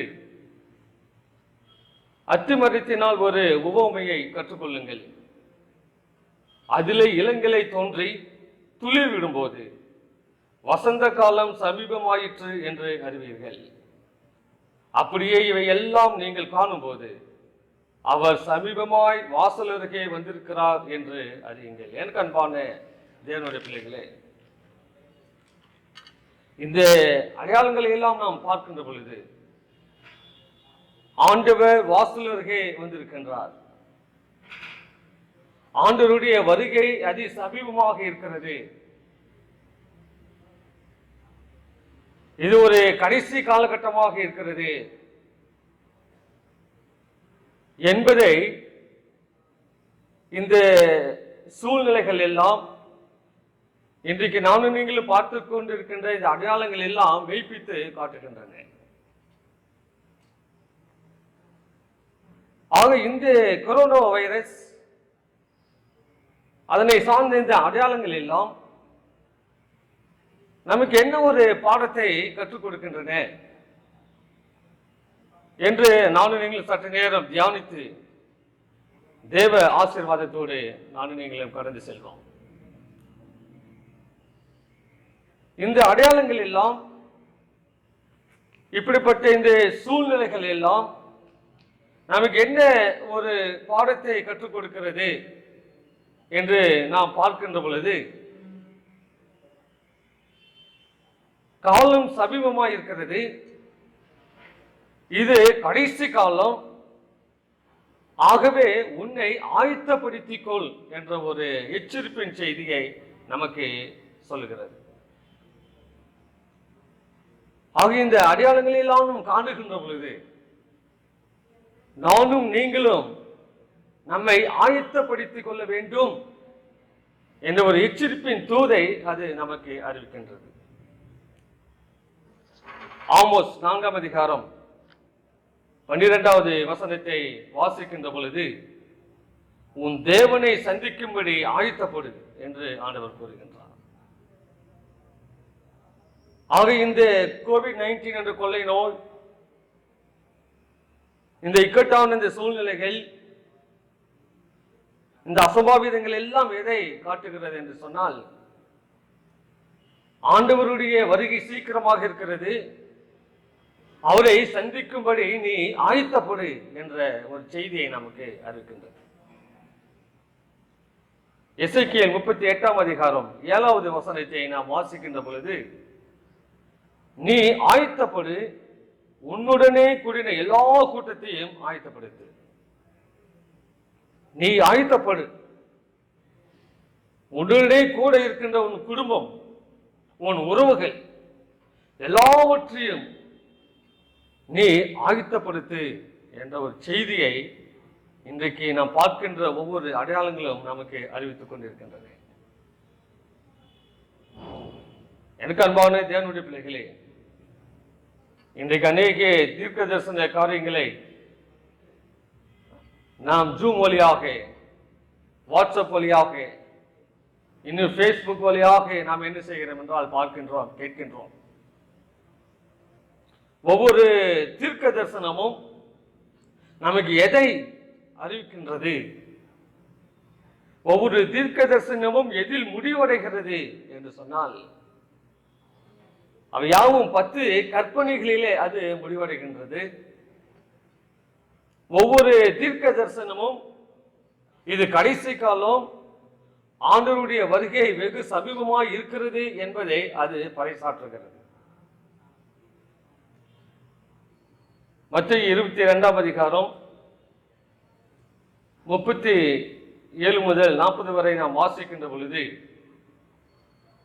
உன் தேவனாகிய கர்த்தரிடத்தில் உன் முழு இருதயத்தோடும், உன் முழு ஆத்மாவோடும், உன் முழு மனதோடும் அன்பு கூறுவாயாக. இது முதலாம் பிரதான கற்பனை. இதற்கு ஒப்பாகிருக்கிற 2ஆம் கற்பனை என்னவென்றால், உன்னிடத்தில் நீ அன்பு கூறுவது போல பிறனிடத்திலும் அன்பு கூறுவாயாக என்பதே. இவ்விரண்டு கற்பனைகளிலும் நியாயப்பிரமாணம் முழுமையும் தீர்க்க தரிசனங்களும் அடங்கி இருக்கிறது என்றார்.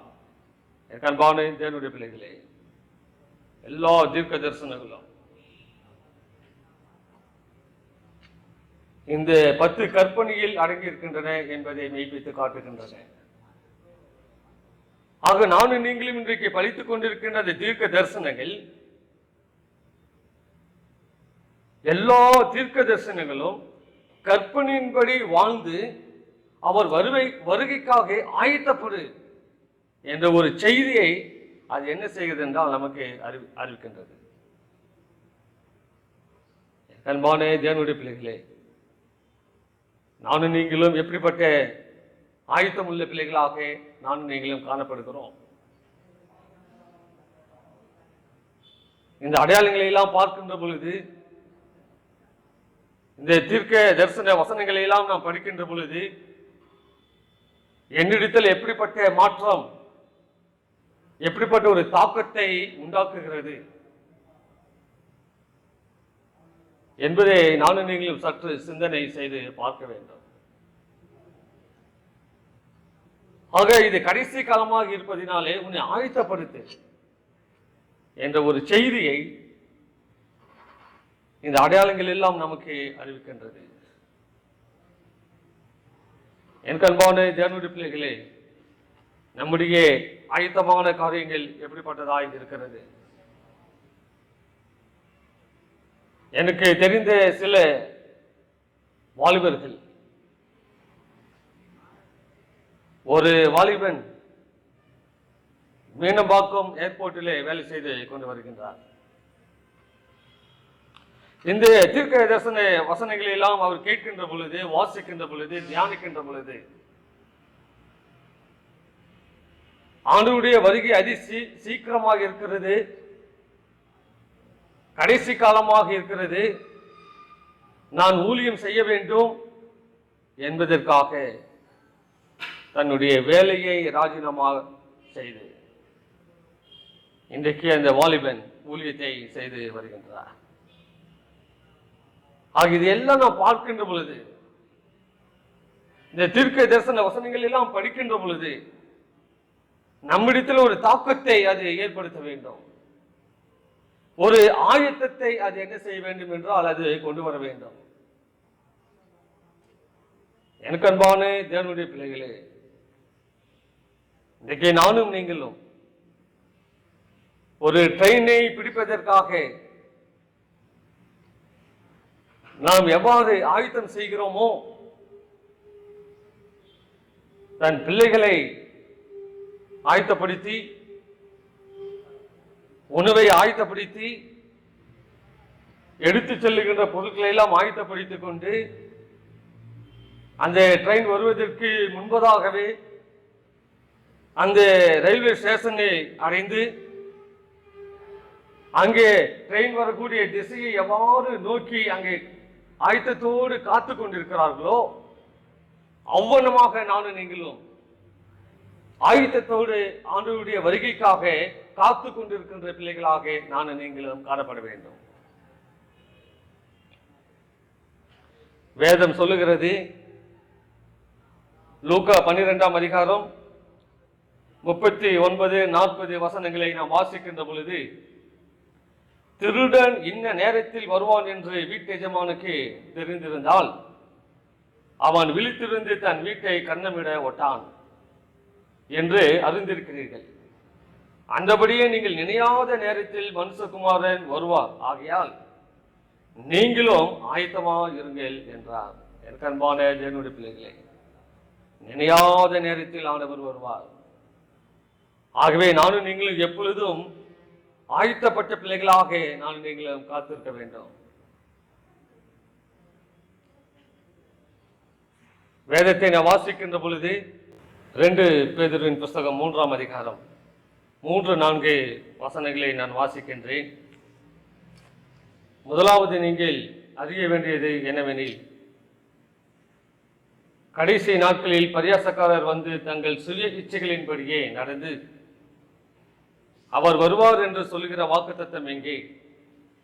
பிதாக்கள் நித்திரை அடைந்த பின்பு சகலமும் சிருஷ்டிப்பின் தோற்றம் முதல் இருந்த விதமாகவே இருக்கிறதே என்று சொல்லுவார்கள்.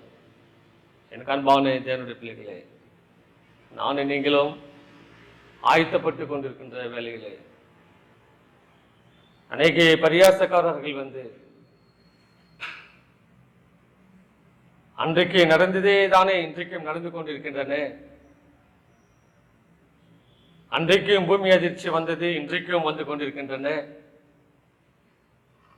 அன்றைக்கும் ராஜ்யத்திற்கு விரோதமாக ராஜ்யம் எழும்பினது, இன்றைக்கும் அது நடந்து கொண்டிருக்கின்றன.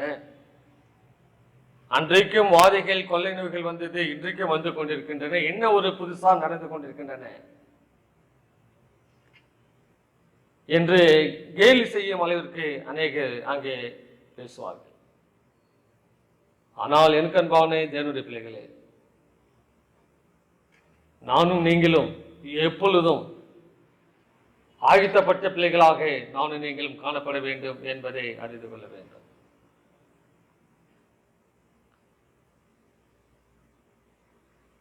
அவர் வரும்போது வரட்டும்,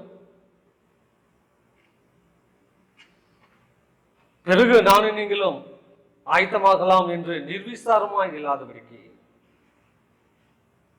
இப்பொழுதே இரட்சணியினால், இப்பொழுதே அனுக்கிரகத்தினால், ஆகவே இந்த அடையாளங்கள் எல்லாம் பார்க்கின்ற பொழுது நானும் நீங்களும் ஆயத்தப்பட்ட பிள்ளைகளாக, நம் குடும்பத்தை ஆயத்தப்படுத்துகிற பிள்ளைகளாக நானும் நீங்களும் வாழ வேண்டும் என்பதே இந்த சம்பவங்கள் எல்லாம் நமக்கு அறிவிப்பு கொடுக்கின்றது. எனக்கு அன்பான தேவனுடைய பிள்ளைகளே, இந்த கொரோனா வைரஸ், அதனை சார்ந்து நடைபெறுகின்ற ஒவ்வொரு அடையாளங்களும் நீ ஆயத்தப்படு என்ற ஒரு செய்தியை நமக்கு அறிவிக்கின்றது. இரண்டாவதாக, இந்த அடையாளங்கள் எல்லாம், இந்த சம்பவங்கள் எல்லாம், அல்லது இந்த தீர்க்க தரிசன காரியங்கள் எல்லாம் நமக்கு எதை கற்பிக்கிறது என்று சொன்னால், இது கடைசி காலம், உன்னில் ஒரு மாற்றத்தை ஏற்படுத்திக் கொள் என்ற ஒரு செய்தியை நமக்கு அறிவிக்கின்றது. உன் பேச்சிலே, உன் செய்கையிலே, உன் நடையிலே, நீ உண்ணுகின்ற காரியங்களிலே, உடுக்கின்ற காரியங்களிலே, குடிக்கின்ற காரியங்களிலே ஒரு மாற்றம் நம்மிடத்திலே காணப்பட வேண்டும். கடைசி காலத்திலே மக்கள் எப்படி இருப்பார்கள் என்றால், வேதம் சொல்லுகிறது, செய்து கொண்டிருப்பதையே செய்து கொண்டிருப்பார்கள். மத்தேயு 24ஆம் அதிகாரம் 37, 38, 39 வசனங்களை வாசிக்கின்ற பொழுது, நோவாவின் காலத்தில் எப்படி நடந்ததோ அப்படியே மனுஷகுமாரன் வரும் காலத்திலும் நடக்கும். எப்படி எனில், ஜல பிரளயத்துக்கு முன்னான காலத்திலே நோவா பேழைக்குள் பிரவேசிக்கும் நாள் வரைக்கும் ஜனங்கள் புசித்தும் குடித்தும் பெண் கொண்டும் பெண் கொடுத்தும் ஜல பிரளயம் வந்து அனைவரையும் வாரிக்கொண்டு போக மாட்டோம் உணராதிருந்தார்கள். அப்படியே மனுஷகுமாரன் வரும் காலத்திலும் நடக்கும். எனக்கு அன்பான தேவனுடைய பிள்ளைகளே, இன்றைக்கு நோவா காலத்திலே புசித்தார்கள், குடித்தார்கள், பெண் கொண்டார்கள். அதே போல மனுஷகுமாரன் வரக்கூடிய காலத்திலும் செய்து கொண்டிருப்பார்கள். ஆகவே தான் ஆண்டவர் சொல்லுகிறார், உன் வாழ்க்கையிலே ஒரு மாற்றத்தை நீ என்ன செய்ய வேண்டும் என்றால் கொண்டு வர வேண்டும். செய்து கொண்டிருக்கின்ற காரியங்களில் இருந்து ஒரு மாற்றம் உன்னில் ஏற்பட வேண்டும். ஒருவேளை நானும் நீங்களும்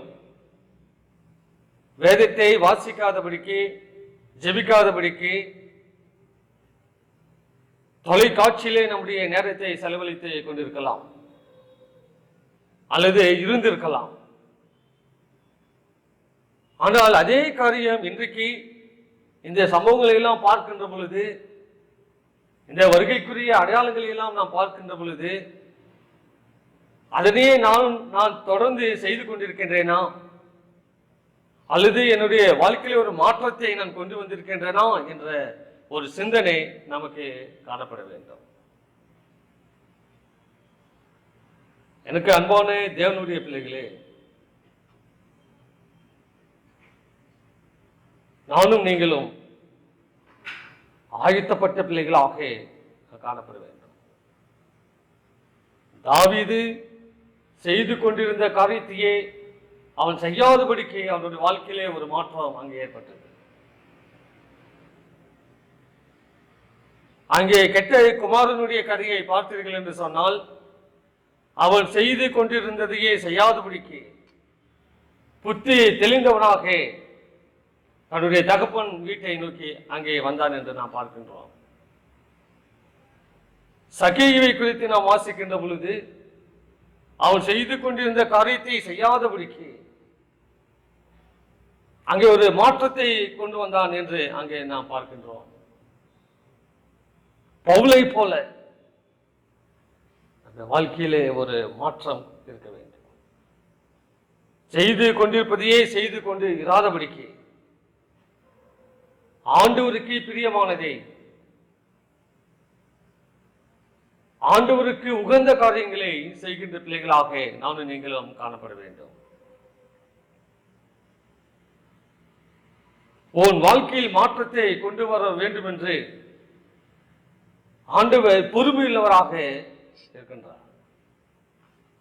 2 பேதுரு புஸ்தகம் 3ஆம் அதிகாரம் 9வது வசனத்தை நாம் வாசிக்கின்ற பொழுது, தாமதிக்கிறார் என்று சிலர் எண்ணுகிறபடி கர்த்தர் தமது வாக்குத்தத்தத்தை குறித்து தாமதமாயிராமல் ஒருவரும் கெட்டு போகாமல் எல்லோரும் மனம் திரும்ப வேண்டும் என்று விரும்பி நம்மில் நீடிய பொறுமையுள்ளவராக இருக்கிறார். என் கண்பான என்னுடைய பிள்ளைகளே, என்னுடைய பிள்ளைகள் வாழ்க்கையிலே ஒரு மாற்றத்தை கொண்டு வர வேண்டும். என்னுடைய பிள்ளைகள் மனம் திரும்ப வேண்டும். அந்த முன்னாடி செய்து கொண்டிருந்த அந்த அருவறுப்புகளில் இருந்து விடுபட்டு பிள்ளைகளுடைய செய்கையிலும் பேச்சிலும் வாழ்க்கையிலும் ஒரு மாற்றம் ஏற்பட வேண்டும் என்று ஆண்டவர் என்ன செய்கிறார் சொன்னால், வர தாமதித்துக் கொண்டிருக்கிறார். இப்படிப்பட்ட இந்த அனுக்கிரக காலத்தில், இப்படிப்பட்ட அந்த கிருபையின் காலத்தில் நானும் நீங்களும் செய்து கொண்டிருந்த காரியங்களையே செய்து கொண்டு இராதபடிக்கு நம்முடைய வாழ்க்கையிலே ஒரு மாற்றத்தை ஏற்படுத்துகிற பிள்ளைகளாக நானும் நீங்களும் அங்கே காணப்பட வேண்டும். 3வதாக, இந்த கொரோனா வைரஸ் அதனை சார்ந்த இந்த அடையாளங்கள் எல்லாம் அல்லது தீர்க்க தரிசன காரியங்கள் எல்லாம் என்ன ஒரு பாடத்தை கற்பிக்கிறது என்று சொன்னால், இது கடைசி காலம், நீ விழித்தெழு என்ற ஒரு செய்தியை நமக்கு அறிவிக்கின்றது. ரோமர் 13ஆம் அதிகாரம் 11வது வசனத்தை நாம் வாசிக்கின்ற பொழுது, நித்திரையை விட்டு எழுந்திருக்கத்தக்க வேலையாயிற்றென்று நாம் காலத்தை அறிந்தவர்களாய் இப்படி நடக்க வேண்டும். நாம் விசுவாசிகளான போது ரட்சிப்பு சமீபமாய் இருந்ததை பார்க்கிலும் இப்பொழுது அது நமக்கு அதிக சமீபமாய் இருக்கிறது. இந்த அடையாளங்கள் எல்லாம், வருகைக்கான அடையாளங்கள் எல்லாம் நாம் பார்க்கின்ற பொழுது, காலத்தை அறிந்தவர்களாக நானும் நீங்களும் அந்த காலத்தின் கிரியைகளில் இருந்து விழித்தெள்ளக்கூடிய பிள்ளைகளாக நாம் காணப்பட வேண்டும். அந்தகார கிரிகளிலே நானும் நீங்களும் மதிமயங்கி இல்லாதபடிக்கு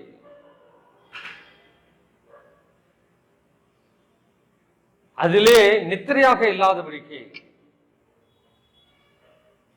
நானும் நீங்களும் விழித்தெள்ளக்கூடிய ஒரு காலகட்டமாக அது காணப்படுகிறது. அதே அதிகாரத்திலே 13, 14 வசனங்களை நான் வாசிக்கின்ற பொழுது, அந்த அந்தகாரத்தின் கிரியைகள் என்னென்ன காரியங்களிலே நாம் நித்திரையாக இருக்கின்றோம் என்பதை ஆண்டவர் நமக்கு அங்கே கூறுகின்ற பொழுது, களியாட்டும் வெறியும் வேசித்தனமும் காம விகாரமும் வாக்குவாதமும் பொறாமையும் உள்ளவர்களாய் நடவாமல் பகலிலே நடக்கிறவர்களை போல சீராய் நடக்க கிடவோம். இச்சைகளுக்கு இடமாக உடலை பேணாமல் இருந்து கர்த்தராகிய இயேசு கிறிஸ்துவை தரித்துக் கொள்ளுங்கள். எனக்கு அன்பான என்னுடைய பிள்ளைகளே, அந்த காரியத்தின் கிரியைகள் நம்மிடத்திலே காணப்படுகிறது. நாம் என்னென்ன காரியங்களிலே விழித்தெல்ல கூடாதபடிக்கு இதிலெல்லாம் நானும் நீங்களும் நித்திரையாக இருக்கின்றோம். அந்த அந்தகாரத்தின் செய்கைகளில் இருந்து, அந்தகாரத்தின் கிரியைகளில் இருந்து நானும் நீங்களும் விழித்தெழக்கூடிய பிள்ளைகளாக நானும் நீங்களும் காணப்பட வேண்டும். மிகுந்த எச்சரிக்கையுடன் விழித்திருக்கும்படி ஆண்டவர் என்ன செய்கிறார் கூறுகின்றார். ஒன்று விழித்தெழ வேண்டும், இரண்டாவது விழித்திருக்க வேண்டும். நானும் நீங்களும்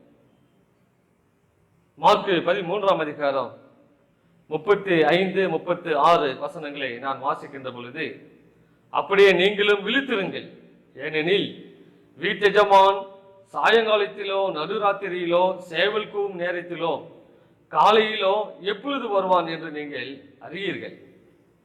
நீங்கள் நினையாத வேளையில் அவன் வந்து உங்களை தூங்குகிறவர்களாக கண்டுபிடியாதபடிக்கு விழித்திருங்கள்.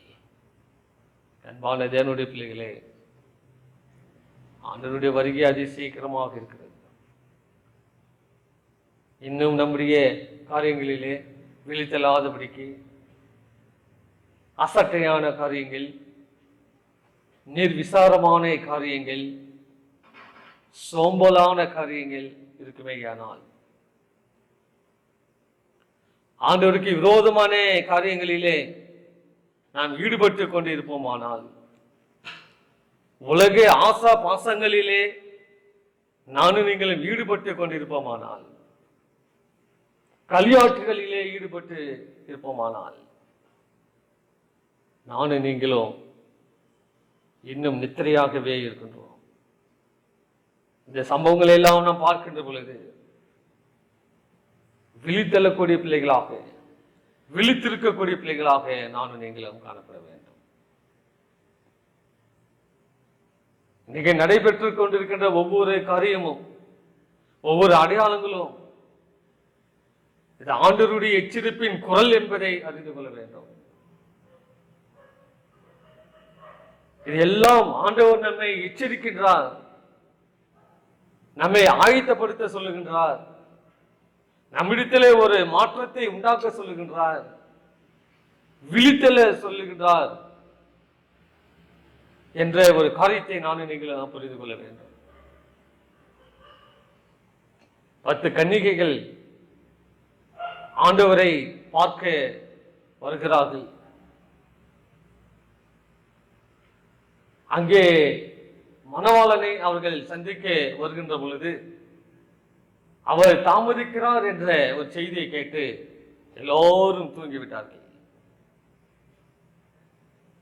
தூக்க மயக்கத்திலே இருக்கின்ற பொழுது நடு ராத்திரியிலே ஒரு சத்தம்,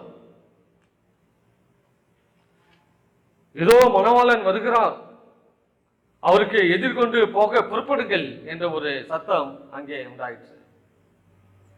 அப்பொழுது அந்த கன்னிகைகள் எல்லோரும் எழுந்திருந்து தீவட்டிகளை ஆயத்தப்படுத்தினார்கள் என்று நாம் பார்க்கிறோம். அன்பான தேவனுடைய பிள்ளைகளே, ஏதோ மணவாளன் புறப்பட்டு வருகிறார் என்ற ஒரு சத்தத்தை கேட்ட மாத்திரத்திலே அவர்கள் எழுந்து ஆயத்தமானார்கள் என்று நாம் பார்க்கின்றோம். இன்றைக்கு நடைபெற்றுக் கொண்டிருக்கின்ற ஒவ்வொரு அடையாளங்களும் ஆண்டவர் வருகிறார் என்ற ஒரு செய்தியை அறிவித்துக் கொண்டிருக்கின்றன.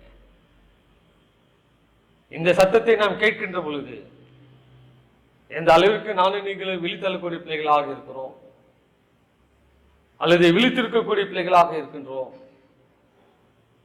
அல்லது எந்த அளவிற்கு நானும் நீங்களும் ஆயத்தமுள்ள பிள்ளைகளாக நானும் நீங்களும் காணப்படுகிறோம், எந்த அளவிற்கு நம்மிடத்தில் ஒரு மாற்றத்தை உண்டாக்கக்கூடிய பிள்ளைகளாக நாம் காணப்படுகிறோம், சற்று நானும் நீங்களும் சிந்தனை செய்து பார்க்கக்கூடிய பிள்ளைகளாக நாம் காணப்பட வேண்டும்.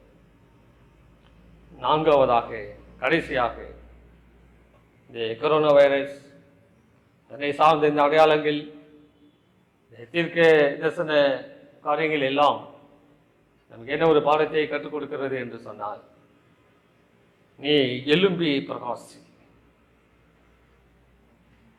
இந்த காலகட்டத்திலே நானும் நீங்களும் நித்திரையாக இருக்கின்ற ஒரு காலகட்டம் அல்ல, அல்லது சத்தியத்தையே கேட்டுக்கொண்டிருக்கின்ற ஒரு காலகட்டம் அல்ல. நானும் நீங்களும் சத்தியத்தை சொல்லக்கூடிய பிள்ளைகளாக நானும் நீங்களும் மாற வேண்டும். நானும் நீங்களும் எழுப்பி பிரகாசிக்க வேண்டும் என்று சொல்லி இந்த அடையாளங்கள் எல்லாம் நம்மை எச்சரிக்கின்றது. உனக்கு கொடுக்கப்பட்ட அந்த வெளிச்சத்தை, உன்னிடத்தில் இருக்கின்ற அந்த சத்திய ஒளியை நீ மற்றவர்களுக்கு பறைசாற்று. உன் செய்கையிலும் உன் பேச்சிலும் உன் நடக்கையிலும் அந்த வசனங்களை பிரதிபலித்து நீ காட்டு என்ற ஒரு சத்தியத்தை இந்த அடையாளங்கள் எல்லாம் நமக்கு எச்சரித்து காட்டுகிறது. ஏசாயாவின் புஸ்தகம் 60ஆம் அதிகாரம் 1வது வசனத்தையும் 3வது வசனத்தையும் நான் வாசிக்கின்றேன். எழும்பி பிரகாசி, உன் ஒளி வந்தது, கர்த்தருடைய மகிமை உன்மேல் உதித்தது. உன் வெளிச்சனிடத்திற்கு ஜாதிகளும் உதிக்கின்ற உன் ஒளியினிடத்திற்கு ராஜாக்களும் நடந்து வருவார்கள். எனக்கு அன்பான தேவனுடைய பிள்ளைகளே, சத்திய ஒளி என்னும் தீபத்தை பிடித்து கொண்டு சத்திய வெளிச்சத்தை பிரகாசிக்கின்ற பிள்ளைகளாக நானும் நீங்களும் காணப்பட வேண்டும். மத்தேயு 5ஆம் அதிகாரம் 14, 15, 16 வசனங்களை நான் வாசிக்கின்ற பொழுது, நீங்கள் உலகத்துக்கு வெளிச்சமாயிருக்கிறீர்கள். மலையின் மேல் மறைந்திருக்கிற பட்டணம் மறைந்திருக்க மாட்டாது. விளக்கை கொளுத்தி மரக்காலால் மூடி வைக்காமல் விளக்கு தண்டின் மேல் வைப்பார்கள். அப்பொழுது வீட்டில் உள்ள யாவருக்கும் வெளிச்சம் கொடுக்கும். எனக்கு அன்பான தேவனுடைய பிள்ளைகளே, நானும் நீங்களும் நமக்கு கிடைக்கப்பட்ட அந்த வெளிச்சத்தை மறைத்து வைத்து கொண்டு இராதபடிக்கு, அதனை மூடி வைக்காமல், விளக்கு தண்டின் மேல் என்ன செய்ய வேண்டும்? வைக்க வேண்டும். அது மற்றவர்களுக்கு பிரகாசிக்கக்கூடியதாக அது காணப்பட வேண்டும். இவ்விதமாய் மனுஷர் உங்கள் நற்கிரைகளை கண்டு பரலோகத்தில் இருக்கிற உங்கள் பிதாவை மகிமைப்படுத்தும்படி அவர்கள் முன்பாக பிரகாசிக்க கடவுது என்று வேதம் சொல்லுகிறது. உங்களுடைய நற்கிரைகள் பிரகாசிக்க வேண்டும். உன்னுடைய வாயின் வார்த்தைகள் பிரகாசிக்க வேண்டும். உன்னுடைய செய்கைகள் பிரகாசிக்க வேண்டும். அதன் மூலமாக ஆண்டவருடைய நாமம் மகிமைப்படும். ஆகவே இது கடைசி காலமாக இருப்பதினாலே நமக்கு கிடைக்கப்பட்ட இந்த வெளிச்சத்தை, தீர்க்க தரிசன சத்தியங்களை, ரட்சிப்பின் சத்தியங்களை நானும் நீங்கள் பறைசாற்றுகின்ற பிள்ளைகளாக, எழும்பி பிரகாசிக்கின்ற பிள்ளைகளாக நானும் நீங்களும் காணப்பட வேண்டும். ஆண்டவருடைய குணலட்சணங்களை அதிகமாக பிரதிபலிக்கின்ற பிள்ளைகளாக நாம் காணப்பட வேண்டும். சாத்தானின் வஞ்சகங்களையும் அவன் வேஷத்தையும் தோலுரித்து காட்டக்கூடிய காலகட்டமாக இருக்கிறது. இன்னைக்கு சாத்தானவன் பல விதங்களிலே பல வேஷங்களை போட்டு பல உருவங்களிலே மக்களை வஞ்சித்துக் கொண்டு வருகின்றான். ஆக அவனுடைய உள்ளான காரியத்தை, அவனுடைய தந்திரத்தை நானும் நீங்களும் இந்த காலகட்டத்திலே தோலுரித்து காட்டக்கூடிய பிள்ளைகளாக, அவனுடைய வஞ்சகத்தை வெளிப்படுத்தி காட்டக்கூடிய பிள்ளைகளாக நானும் நீங்களும் எழும்பி பிரகாசிக்க வேண்டும் என்று சொல்லி இந்த அடையாளங்கள் எல்லாம் நமக்கு சொல்லுகிறது. 2 தீமோத்தேயுவின் புஸ்தகம் 4:2 வாசிக்கின்ற பொழுது, சமயம் வாய்த்தாலும் வாய்க்காவிட்டாலும் ஜாக்கிரதையாய் திருவசனத்தை பிரசங்கம் பண்ணு. ஆனால் நீங்களும் எழும்பி பிரகாசிக்கணும். ஆண்டவருடைய வருகை சீக்கிரமாக இருக்கிறது. ஆயத்தமாகுங்கள். உன் வாழ்க்கையில் ஒரு மாற்றத்தை கொண்டு வா. விழித்தெழு என்ற ஒரு சத்தியத்தை உலகிற்கு பறைசாற்றக்கூடிய பிள்ளைகளாக நானும் நீங்களும் காணப்பட வேண்டும். 119 சங்கீதம் 130வது வசனத்தை நாம் வாசிக்கின்ற பொழுது, உம்முடைய வசனத்தின் பிரசித்தம் வெளிச்சம் தந்து பேதைகளை உணர்வுள்ளவனாகும். அன்பான தேவனுடைய பிள்ளைகளே, இந்த வசனத்தின் வெளிச்சம் பேதைகளை உணர்வு உள்ளவனாக்கும். ஆகவே நானும் நீங்களும் எழும்பி பிரகாசிக்கக்கூடிய பிள்ளைகளாக நாம் காணப்பட வேண்டும். அதிகமாக இந்த காலகட்டங்களிலே ஊழியம் செய்யக்கூடிய பிள்ளைகளாக, நற்கிரியைகளினாலே நானும் நீங்களும் பிரகாசிக்கின்ற பிள்ளைகளாக, சாத்தானுடைய வஞ்சகங்களை தோலுரித்து காட்டக்கூடிய பிள்ளைகளாக, ஆண்டவருடைய இரக்கத்தை குறித்தோம், ஆண்டவருடைய அன்பை குறித்தோம், ஆண்டவருடைய வருகையை குறித்தோம் நானும் நீங்களும் எழுப்பி பிரகாசிக்கக்கூடிய பிள்ளைகளாக, இந்த சத்தியத்தை ஒவ்வொரு பிள்ளைகளும் தெரு தெருவாக வீதி வீதியாக சென்று கூவி அறிவிக்கக்கூடிய பிள்ளைகளாக நானும் நீங்களும் காணப்பட வேண்டும். எனக்கு அன்பான ஜனனுடைய பிள்ளைகளே, இந்த கொரோனா வைரஸ், சார்ந்த அடையாளங்கள் எல்லாம், இந்த கொள்ளை நோய்கள், வாதைகள் எல்லாம், தீர்க்க தரிசனத்தின் காரியங்கள் எல்லாம், மகனே நீ 10 கற்பனைகளுக்கு கீழ்ப்படிந்து நீ ஆயத்தப்படு. 10 கற்பனைகளை உன் மனதில் இருத்து ஒரு மாற்றத்தை கொண்டு வா. விழித்தெழு, எழும்பி பிரகாசி என்ற ஒரு சத்தியத்தை நமக்கு கொடுக்கின்றது. ஆகவே இந்த சத்தியத்தை கேட்டுக்கொண்டிருக்கின்ற அன்பு பிள்ளைகள், நானும் நீங்களும் ஆயத்தப்பட வேண்டும். நாம் கொடுக்கப்பட்ட கூட்டத்தையும் ஆயத்தப்படுத்துகின்ற பிள்ளைகளாக காணப்பட வேண்டும். நம்முடைய வாழ்க்கையில் ஒரு மாற்றத்தை கொண்டு வரக்கூடிய பிள்ளைகளாக இருக்க வேண்டும்.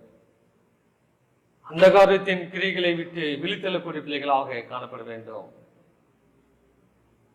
எழும்பி பிரகாசிக்கக்கூடிய சத்திய ஒளியை மற்றவர்களுக்கு பிரகாசிக்கக்கூடிய பிள்ளைகளாக, மற்றவர்களுக்கு எடுத்து சொல்லக்கூடிய பிள்ளைகளாக நாம் காணப்பட வேண்டும்.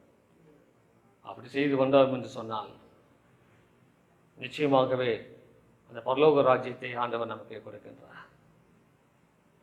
அந்த பரலோகத்தின் தேவன் தாமே ஆயத்தமாக இருக்கின்ற பிள்ளைகளை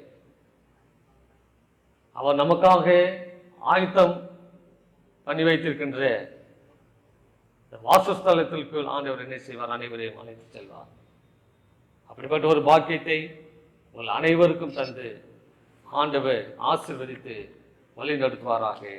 ஆமென். தலைகளை தாழ்த்தி நாம் ஜெபிப்போம். எங்களை நேசிக்கிற நல்ல ஆண்டவரே, பரிசுத்தமுள்ள பிதாவே, நல்ல ஒரு சத்திய வசனங்களை தியானித்தோம். இந்த கடைசி கால சம்பவங்களை எல்லாம் நாங்கள் பார்க்கின்ற பொழுது, கடைசி கால தீர்க்க தரிசனங்களை எல்லாம் நான் தியானிக்கின்ற பொழுது, ஆண்டவரே அவை அனைத்தும் நீ ஆயத்தப்படு என்ற ஒரு எச்சரிப்பின் செய்தியை சொல்லுகிறது. உன்னுடைய வாழ்க்கையில் ஒரு மாற்றத்தை ஏற்படுத்திக்கொள் என்று சொல்லுகிறது. நீ அந்தகாரத்தின் கிரியைகளிலிருந்து விழித்தெழு என்ற ஒரு சத்தியத்தை சொல்லுகிறது. நீ எழும்பி பிரகாசி என்று எங்களை எச்சரிக்கின்றது. இப்படிப்பட்ட காரியத்தை நாங்கள் செய்து நாங்கள் ஆயத்தமுள்ள பிள்ளைகளாக வாழ ஆவியானவர் எங்களை பலப்படுத்தட்டும் சுவாமி. சத்தியத்தை கேட்டுக்கொண்டிருக்கின்ற விசுவாச பிள்ளைகளை ஒவ்வொருவரையும் குடும்பமாக சிறு குழந்தைகள் முதல் பெரியோர் வரை நீ ஆசீர்வதிக்க முடியும் நாங்கள் செபிக்கிறோம். இந்த கொரோனா நோயினாலே பாதிக்கப்பட்டிருக்கின்ற ஒவ்வொரு பிள்ளைகளுக்காக நாங்கள் செபிக்கிறோம். அந்த ஒரே பிள்ளைகளை நீர் ஆசீர்வதியும், நல்ல ஜீவன் சுகம் பலம் தந்து நீர் காக்கும்படியை செபிக்கிறோம். ஆண்டவருடைய ரத்தத்தாலும் விசுவாச பிள்ளைகளை காக்கும்படியை நாங்கள் செபிக்கிறோம். எல்லாவற்றும் கருத்தில் ஒப்புக் கொடுக்கிறோம். பொறுப்பெடுத்துக் கொள்ளும், வழி நடத்தும். இயேசுவின் நாமத்தில் ஜெபிக்கிறோம் எங்கள் நல்ல பிதாவே, ஆமென். ஆத்துமாவே கர்த்தரை ஸ்தோத்திரி, என் முழுவதுமே பரிசுத்த நாமத்தை ஸ்தோத்திரி. என் ஆத்துமாவே கர்த்தரை ஸ்தோத்திரி, அவர் செய்த சகல உபகாரங்களையும் வருவாதே. ஆமென். நம்முடைய கர்த்தராகிய இயேசு கிறிஸ்துவின் கிருபையும் பிதாவாகிய தேவனுடைய அன்பும் பரிசுத்த ஆவியானவருடைய ஐக்கியமும் சிநேகமும் வல்லமையும் பாதுகாப்பும் ஆசீர்வாதமும் தலைகளை தாழ்த்திருக்கின்ற அனைத்து பிள்ளைகளோடும் இன்றும் என்றும் சதா காலங்களிலும் இருப்பதாக. ஆமென். ஆமென்.